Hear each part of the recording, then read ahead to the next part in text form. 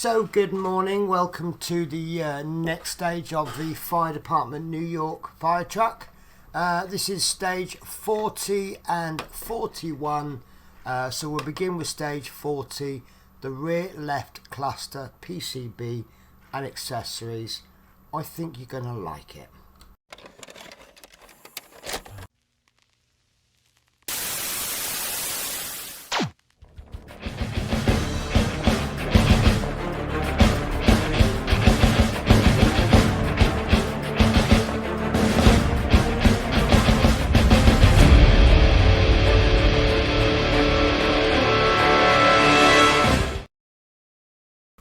Okay, so this is stage 40. You see I've got my glue ready. I know I'm going to need it. So this is the the rear left light cluster PCB and accessories, and we'll go through the parts list. So in no particular order, we have this light cluster PCB. Yeah, well, let's get it out of the bag. So we have it all nicely tied up. So there's a little PCB board, little PCB. Doesn't really mean much at the moment, but I can see there's, looks like there's 3 or 4 lights on there. No, that's the bad, I don't know. Plus a wire, that's fine. So we have got a pickaxe and an axe, and I can see that these little, what I'm going to call greebly bits, they're going to just build these up slowly. So we've got a pickaxe. If you remember in previous issues, we have, let me just get this. Oh, this is very heavy. So as you see, we've got these pickaxe holders, and there aren't any pickaxes in there at the moment, and we're obviously just going to get 1 or 2. If we got an issue that was just like, here's 6 pickaxes, that would be quite boring, wouldn't it? Here we have an axe. I can see there's some little locating tabs on them, so obviously these are going to go into a storage container somewhere. We've got a fire extinguisher, because you can't really put fires out without one, can you? Right, we have got, I'm tempted to say the word another rear spotlight, and I've got to be careful here. There we go. So there's the rear spotlights, and you can also see 3 spotlight lenses. I think it's pretty obvious what we're going to do with those, but because they're small tiny parts, I want to put them back in the bag. So there we go. Then we've got the rear left light cluster, and oh, that was a close call.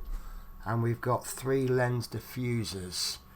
So there's the rear left light cluster, and we can see we've got a little, I don't know what you would call them, but it's like a little reflector, and it just sticks out from the vehicle, and that would be rubber on there, so if it can get hit. It's not a light, it's just a reflector, so other vehicles can see it. Remember, this is going to spend a large part of its working life parked up on the roadside. There's going to be vehicles passing by. There'll be vehicles passing by. By the nature of its job, you're going to get what I call rubberneckers. So people are going to be driving the cars, but they're not going to be looking forwards. They're going to be looking sideways. So you need to make that vehicle as reflective as possible. And I noticed that I've put all the parts clearly to one side. Right, so next we have, and I'm not going to take this out of the bag, but we have 4 light lenses in 3 different colours. We've got 2 red, 1 orange, 1 white. You probably can't see the white one because of the colour background. And then we have a single M-type screw, which I'm going to put straight into my little pot, because I haven't looked at the instructions yet, and quite often they tell us to take screws and then we don't even use them. So right, nice careful read of each stage, because you know what happened in the last video. So the first thing we need to do is assemble the light cluster. So take the rear left light cluster and the 4 lenses, line them up, ready. Whoa, right, I'm going to put these back in the bag.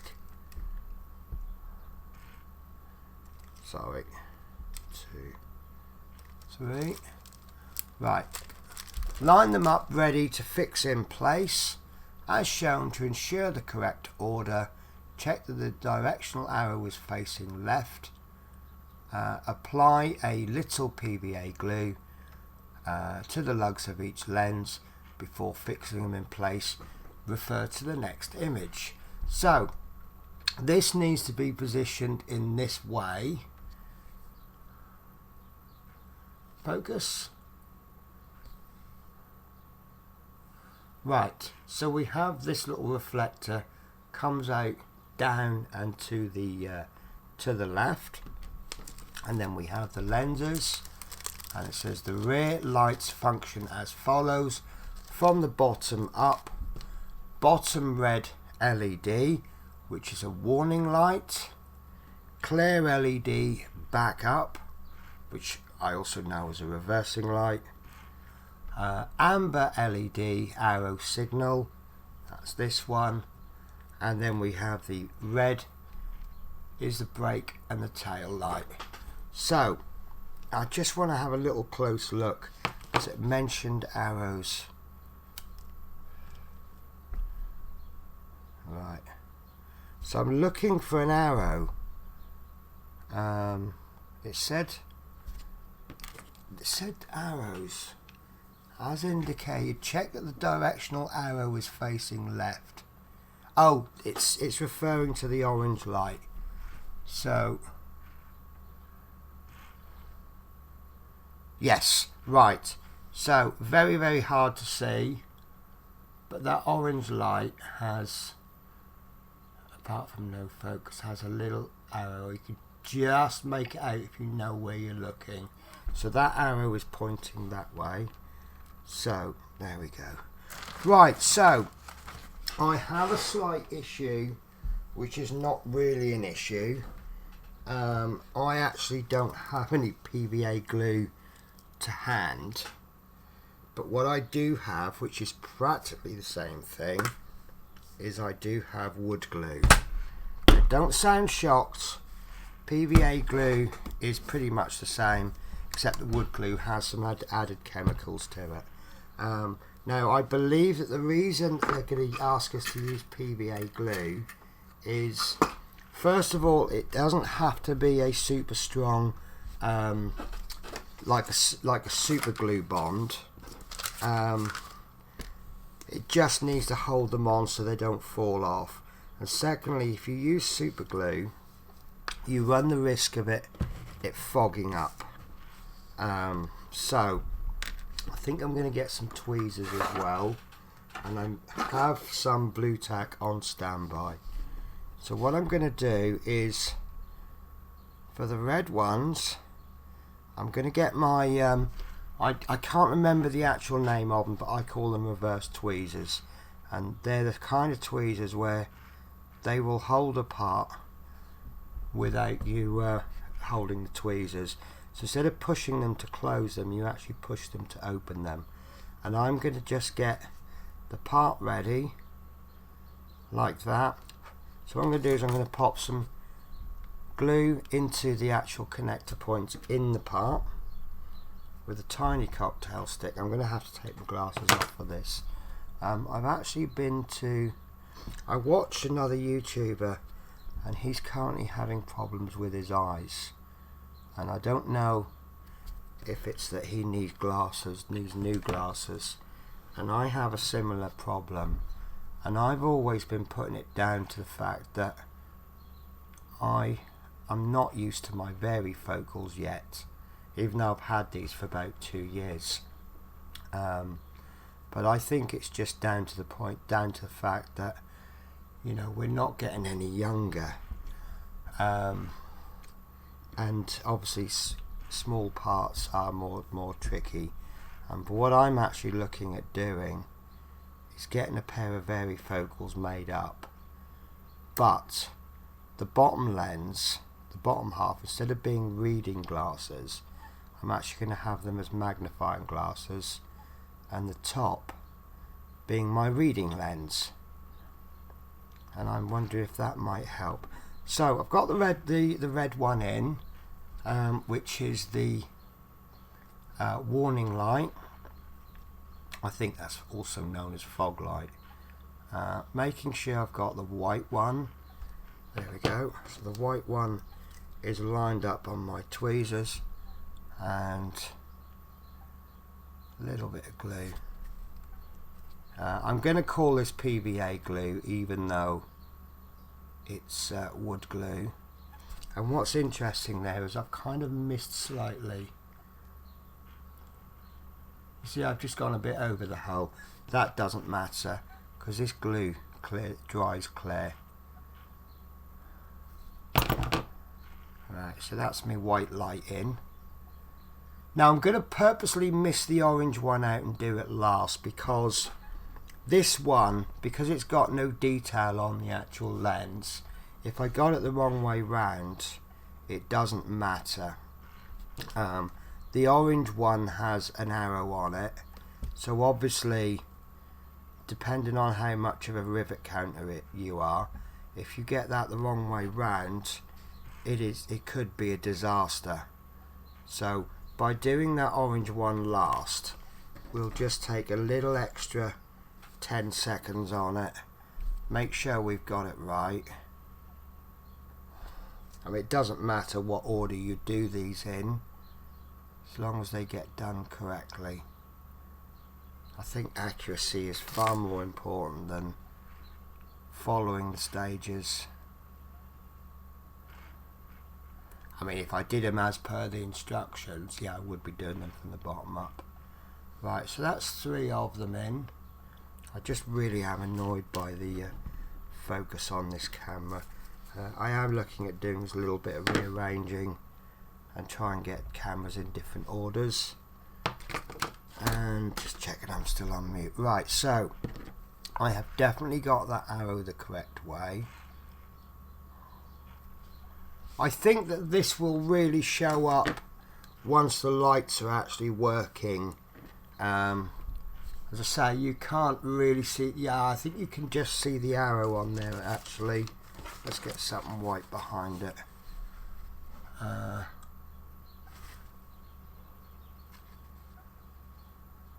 Yeah, look, you can just make out the arrow. But I think because of the different thicknesses of the plastic where the arrow is etched in, I think that once there's a little light behind it, I think that will really show up much better. You know how if I had a little scratch, you probably wouldn't notice the scratch, but if you then shine a little light behind it, that scratch will then show up. I think it's going to be the same principle with this. There we go. Right, so that's my little light cluster made up. Very, very nice.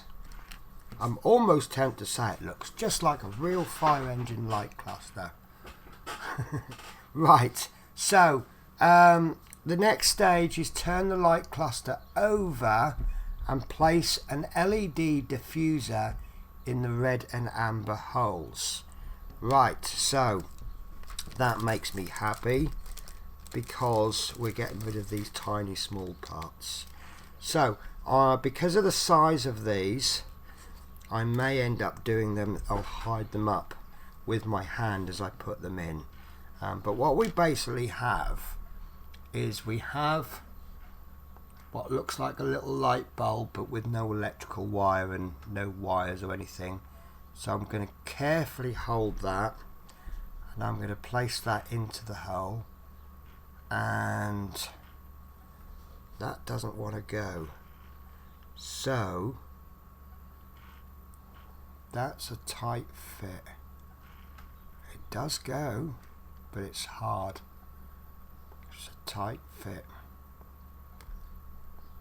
Right. I think that's gone in.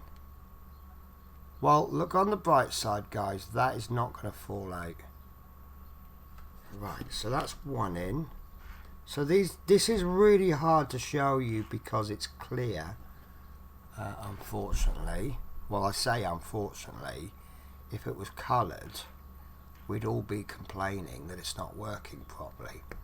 Right, that one's gone in a little bit better than this one. So what I'm going to do is I'm going to gently get some ply. Ah, there we go. So I think that first one wasn't in enough, and that second one was a little bit of a looser fit. So it just kind of showed us. Come on, there. You really can't see it, but if you look just there, you can just see how high. There's a little lip on these, and obviously I want to get it down so that the lip is the only bit that you can see. It is a little bit fiddly, guys. I don't know why I was about to apologise that it was a bit fiddly, because I didn't make the parts, so I don't know why I need to apologise that it's a fiddly part. Now this one doesn't want to go in. It really genuinely does not want to go in. Come on, there we go, that's gone in. I don't know why I talk to parts like that. So do you guys talk to your parts? There we go, that's in. So there's not really anything to see on there, but I think it's nothing to see because it's clear parts. But right, so step 4, lower the light cluster PCB over the LED diffusers, and then it's going to ask us to attach an M-type screw in stage 5. I had a little look advance because obviously I could see that was potentially quite precarious, so I'm actually going to use this screwdriver. I think this is going to be a little bit better because I can hold the screwdriver up. So I've gone a little bit ahead to step 5 to get the screw ready. As you can see, it's sitting on my screwdriver. Now I can go back to stage 4, and I think it's going to be easier if I work with this undone. Now I'll tell you what I'm going to do. I'm going to just unwind just a little bit of this wire, and I'm just going to tighten that back up again until we definitely need it. I think if we just have this little bit. Now this is what I've just noticed. I don't know why I'm showing you off those numbers. I don't know what the numbers are for. Right, so we have our light cluster, and because we flipped it over, we have the reflector bits now on the bottom right, and we have our I don't think you can go wrong. There's a little hole in the PCB, and that hole is going to correspond with the peg on there, and the green wire is going to go to the top. So green is red, right? Green is red, red is orange, and black or yellow is red, if that makes any sense whatsoever. Right, so that's not going to go over that hole, that's going to go on it like that. That's what I thought. So that's going to rest on there, and then we somehow need to hold this so that we can then screw that hole in. So I think maybe the easiest way to do it is maybe put the screw through this. So look, if we get the screwdriver in first with the screw on, and then we can just position that screw. Then I'm just going to put just a couple of turns. You can see that it's not on, but the screw is holding. Now we can focus on holding the PCB in, and then I'm just going to give it a couple of turns. Remember guys, this is a PCB. PCBs shatter very, very easily, and I just want to get that on. So the only point of contact with the light cluster there and the PCB is at the point where that peg is. the PCB is not touching anywhere else, which might have a little bit of an issue. So there we go. So that is our little light cluster done, and I'm quite happy with that. Right, so the next step then is we want to take, right, here's a blast from the past, guys. So can you remember way back in issue 2 when we make, I don't think we made this. I think this was a part that just went straight into a bag and not used. But this is the part that we need to use, and we need to line this. We need to take the panel from stage 2 and line it up with the rear of the box frame. Feed the plug end of the PCB through the rear panel and through the opening in the compartment. So we're going to feed this, so we do need to take this off. And it's quite a lengthy wire. I suppose it has to be, because it depends where the junction boxes are. Right, so that's going to go through that hole there.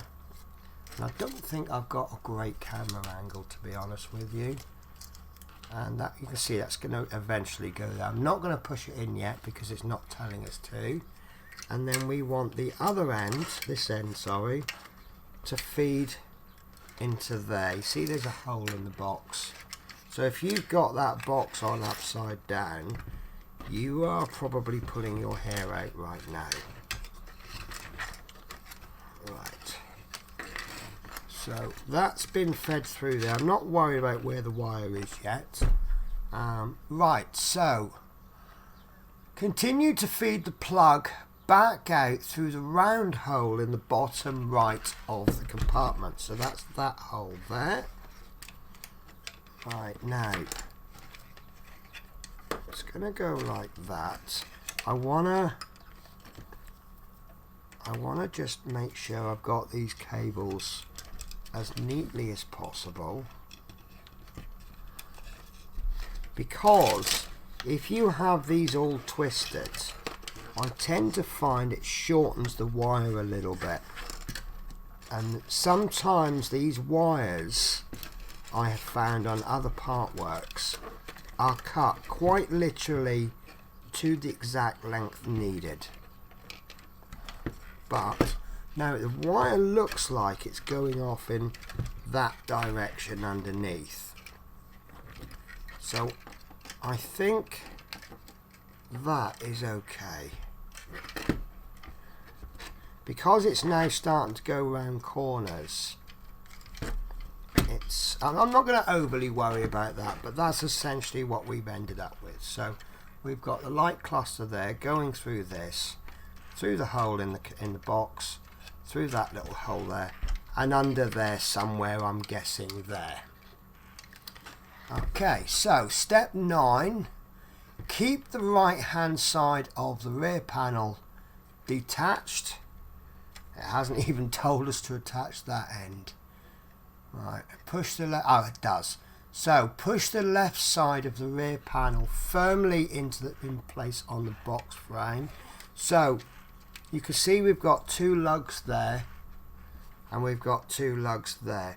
These 2 lugs want to be pushed firmly. Can you see you've got 2 holes on the box frame? So really a lot of that gluing and screwing, we didn't need to worry about it so much, because you can clearly see that once this is in place, this box is going to be held with the box that's going on this side with this panel. So let's see how good that's gone in. Really nice, actually, really nice. Look at that. That's almost like it was designed to go there. Right, there we go. So that rear panel is on. Do you remember this little cabinet? That's there, and as you can see, it leads to nothing at the moment, whether it's meant to or not, or if there's something going to go behind there, I do not know. Right, so but leave the right side detached, so well, you can't really attach it to anything What am I going to attach it to? Thin air. Right, so pull the cable of the PCB tight and push the light cluster firmly into place so that they sit flush on the rear panel. Right, so this is going, as we already knew, that's going to go into there, but that's not wanting to go. Right, I think this is one of those pieces where you really need to push it, make sure it's level. If you push it in at an angle, because you've got a couple of pegs that's sticking out. There we go. Right, that's gone in. So we want to make sure that this comes down, pull it down tight, and then across tight. And I know what's coming next. So I want to give that a little bit of, I think it's more important to make it go straight down than it is to pull that tight. And the reason for that is the next piece, we need to gently push the PCB cable into the corner of the compartment and prepare the storage compartment assembled in issue 37, which is this one. Now that's going to go into there. Now do not worry too much, because you'll notice that the storage compartment's got a little gap, and that's to accommodate that piece, that wire. So what we're going to do is we're going to push that into there, like so. We can push that firmly because we've got a little bit of looseness there. We can push that compartment in, and I'm happy with that. The door's open, and now we can pull that PCB cable tighter, and there we go. And right, that's the main bulk of that done. Right, that's a little bit off there.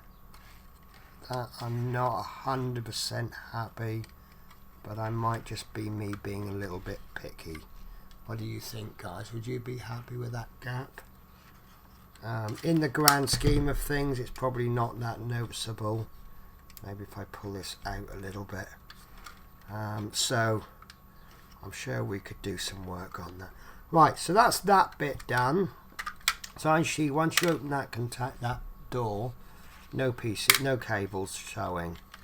Right, so I'm going to put that aside because I think that is finished for this stage, but I've put it on the back. You can see it on the big camera. It's just at the back there. Right, so the next step is to take the rear spotlight unit and the 3 lenses, which is this one here. And I'm going to carefully place them on the table. So look at that. One lens has just coincidentally fallen into the middle. And I don't think that wants to come out, but it is coming out. I'm going to make sure of it. And I know you're going to say, oh, why, if it's gone in, why are you pulling it out just to put it back in again? The reason being is I'm going to glue them. But it does actually say, apply a little PVA glue around the circular recesses before dropping the lenses in place. So you see in the middle is a little bit of a hole. Focus. We're just going to pop a little bit of PVA glue, I'm calling it PVA glue, into each of those holes. One in there, one in there.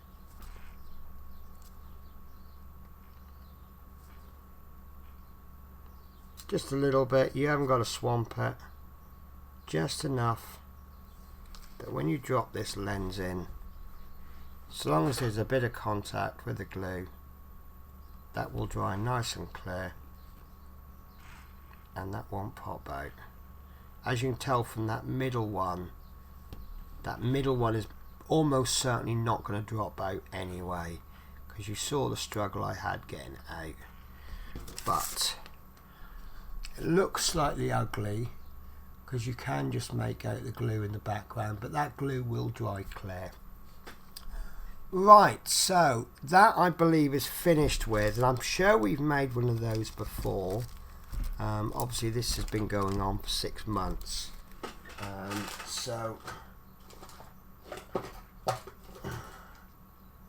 Right, I've got a big box of parts, so I'm not sure if we have done it before.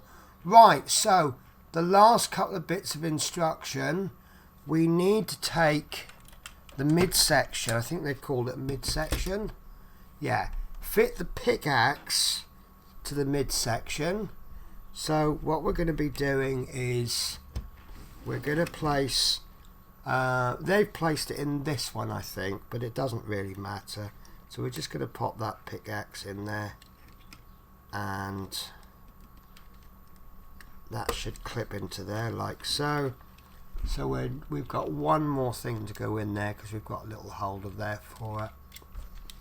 And then the next step is on this little box. There we are.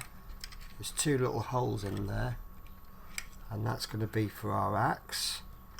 And I think the easiest way to do this is just to find the axe head, pop that in there, and then placing this on a, be careful because you've got this bit sticks out. As you can see, my axe has fallen off, and then holding that axe head down, just rotate that until we find the hole with the handle, and that's in nice and easy. So that's good. And we have got a fire extinguisher left over. So this fire extinguisher is ready for a future section. So what we'll do is we'll get a nice little bag and we'll pop that in there like so. And that is the end of stage 40. And do you know what? I'm going to leave it there, guys. I'm going to leave it there. It's been half an hour. So I think we don't need to go, you know, we're not in a desperate rush to get loads and loads done. But it also gives me the opportunity to talk about something that came up recently. Not a major thing, but I was watching a video by another YouTuber, and they were doing a ship, and they were commenting on how you add bits to the ship. You get a bit of hull, and then you add bits to the hull, and then you get a bit of deck, and you add bits to the deck, and you essentially have 2 pieces, the hull and the deck. And it's not a part work I'm doing, so I don't know the part work too well, but they were commenting and comparing it to another part work, the Eddie Stobart, and they were complaining about how there's lots and lots of sub-assemblies. And then it made me think, you don't know what sub-assemblies are until you've built the fire department truck. So there's a piece, there's a piece, there's another piece, this was issue 1, you know, there's a piece, there's a piece, there's a piece, there's a piece, there's, oh, that's a spare sprue. That's another bit, that's another bit, that's another bit, that's another bit. This is from this pack. There's another bit, there's another bit, there's another sub-assembly. They're the tiny bits. Then we've got this. Did I show you this? We've got this bit that we're working on at the moment. We've got the cab, and we've got the chassis. And I thought, yeah, you don't know sub-assemblies until you've built this, but they're essential. You know, we've also got these 2 little bits that are left from this issue, so there's 2 more little parts, and I'm going to call them sub-assembly. It's a funny little thing because let me switch to my body camera. So take for example these boxes. We have 4 boxes. Now, should we have put the framework on, then made a box, fitted it, made a box, fit it, make a box, fit it, make a box, fit it. If we had done it that way, this framework would have had quite a lot of handling. You know, all that times we're handling. I actually will support Agora in the way that they've done this. You make the boxes, then you put the framework on, then you put the boxes in, and that's 1, 2, 3, 4, 5. There's about 5 or 6 issues there that's all been brought into one. Sorry, when I say issues I mean stages. So, and obviously I've done scale models since I was a kid, and on a small scale, sub-assemblies is part and parcel of the build. You have this bit, and then you need to make, you know, you need to make one part, and then you need to make the part that's going to glue to, and then you add them together. So I found that quite amusing, but also I thought it was a good point to raise. You're always going to get sub-assemblies, but this has a lot of sub-assemblies, and I think it's the way that it has to go, because it's a collection of parts. You make the parts ready and then you bring them together. So but yeah, the Eddie Stobart, you don't know. So if you think there's a lot of sub-assemblies on the Eddie Stobart, what we got at the moment, we've got 4 tyres, we've got the front, which I don't think was necessary, but it's more of a promotional thing. They like to show off an iconic part of a vehicle. Then you've got two doors, and you've got the inside, and you can clearly see that they're going to match the doors with the cab very soon, fairly soon. The wheels are going to go on. You know, if you got the chassis, what would you complain about not having the wheels? So yeah, valid, invalid point. But yeah, I just thought I'd show you the sub-assemblies that I have. I have an awful lot of sub-assemblies.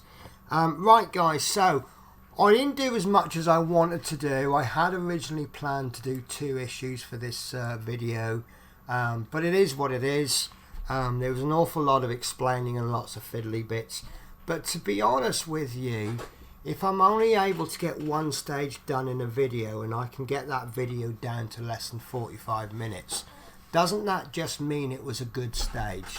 How would you feel about me being able to push out 6 stages in a 10-minute video, and that's your monthly pack? You've paid your £100 and you've waited a whole month, or in my case I've waited 3 weeks for this pack since I paid for it.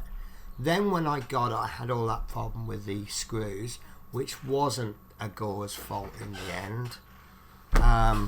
But yeah, so this has been going on. In fact, actually, at the time of filming this pack, I have now hit the payment date for pack 7, which I'm not going to receive for about 3 weeks.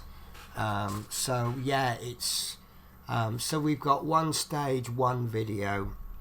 I think if anything that's a positive. So grading this issue, I think it has to be, being really critical, it has to be an A. Yeah, no problems really, and the parts have gone together quite nicely. I'm a little bit worried about the fit issue on that rear panel, but we haven't finished building it yet. But that is a really nice light cluster there. I think it does the job very well, and yeah, I think it's, and we've managed to pick up a part from a previous issue. So I've got 1 less part in my one less bag in my sub-assemblies box, or even though I've added 2 bags, I've took 1 bag out and put 2 bags in, but that's okay.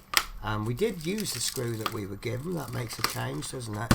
Right guys, so I'm going to start reading up some instructions for stage 41. I've lost my mouse, so that will be next week.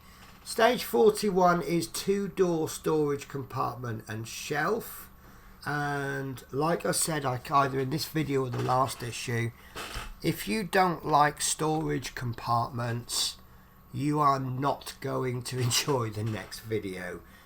But storage compartments are an essential part of for fire truck, obviously, because it needs to take the equipment. So it's gonna, and I think, looking at it realistically, you've got to expect lots of compartments. Right guys, toodaloo, toodle pip and all the rest of it. Chop chop. No, chop chop's what you say at the beginning, is it? Meaning get on with it. So take care guys, and you be safe out there.